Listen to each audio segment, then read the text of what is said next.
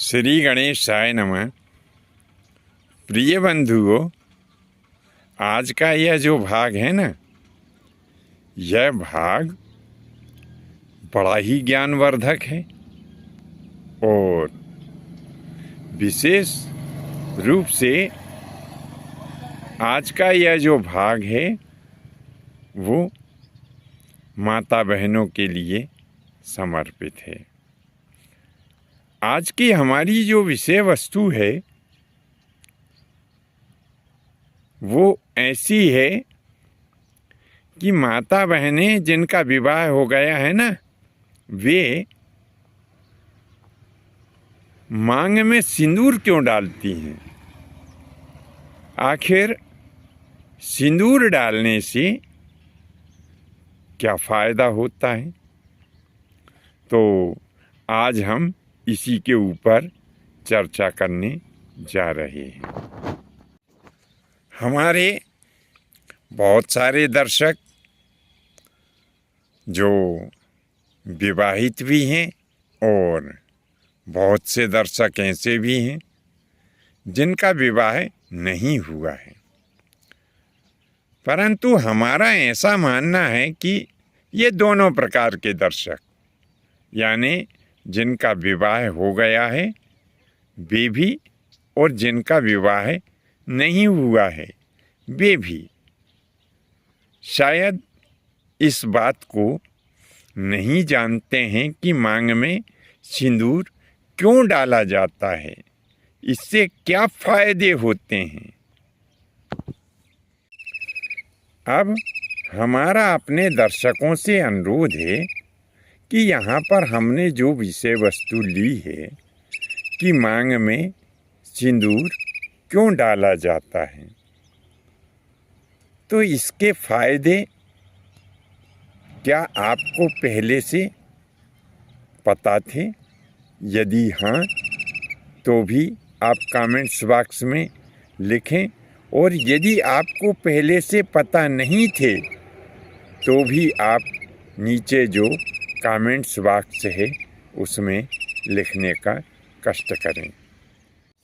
अब प्रश्न ये उठता है कि मांग आखिर कहाँ से भरना चाहिए, कहाँ से मांग निकालना चाहिए। तो इसके बारे में शास्त्रों का कहना ऐसा है कि जो हमारे ललाट और सिर, तो ललाट यानी जो हमारा कपाल होता है ना, और सिर यानी जहाँ से हमारे बाल उगने प्रारंभ हो जाते हैं, तो इसका जो बिल्कुल मध्य भाग है वहाँ से मांग हमें निकालना चाहिए।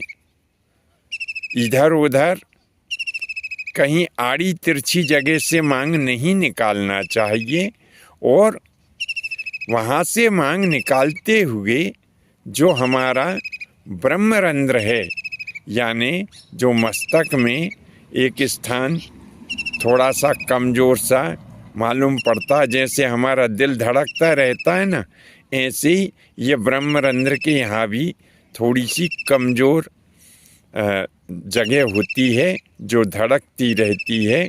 तो बिल्कुल कपाल के और सिर के जो जोड़ है उसके मध्य से मांग निकालना चाहिए, और ब्रह्मरंध्र तक ये मांग निकाली जाती है।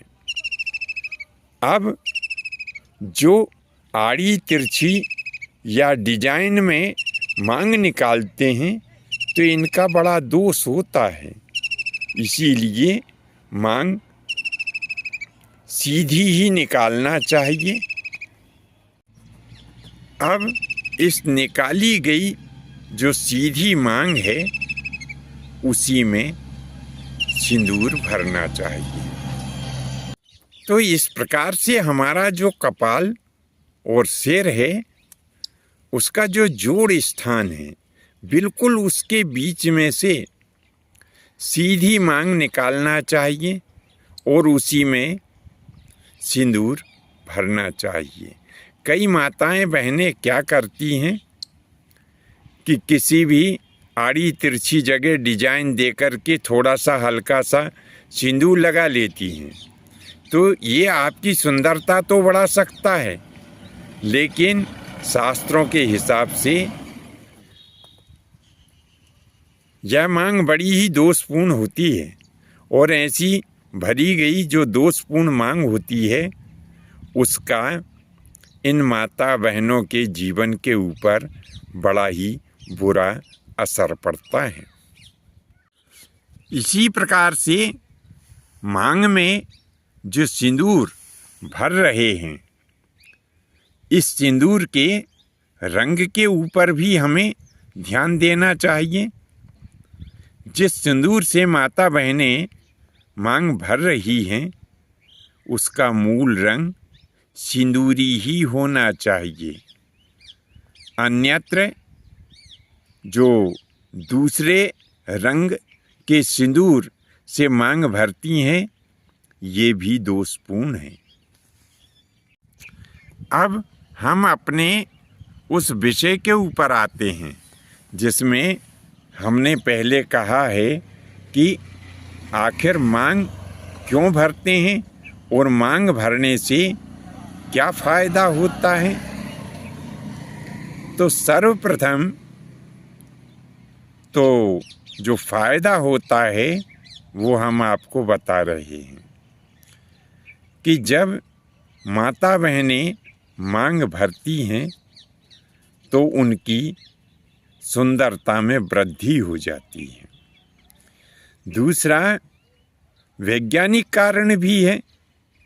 तो वैज्ञानिक कारण क्या है कि जो स्थान हमने मांग भरने का बताया है, वह स्थान बड़ा संवेदनशील और जैसा कि बताया कि कुछ नरम होता है। तो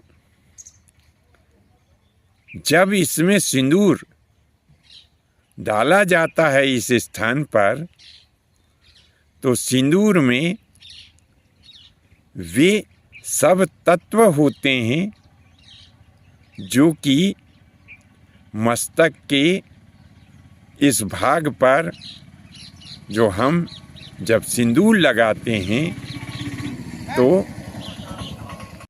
तो इस लगाए गए सिंदूर से माता बहनों के मस्तिष्क यानी कपाल और सिर के जो मर्म स्थल है, उनकी रक्षा होती है। बंधुओं, माता बहनों, आज के लिए बस इतना ही। इसी से संबंधित दूसरा भाग लेकर के हम जल्दी ही उपस्थित होंगे। आज्ञा दें। धन्यवाद। जय माता की, जय परशुराम जी की।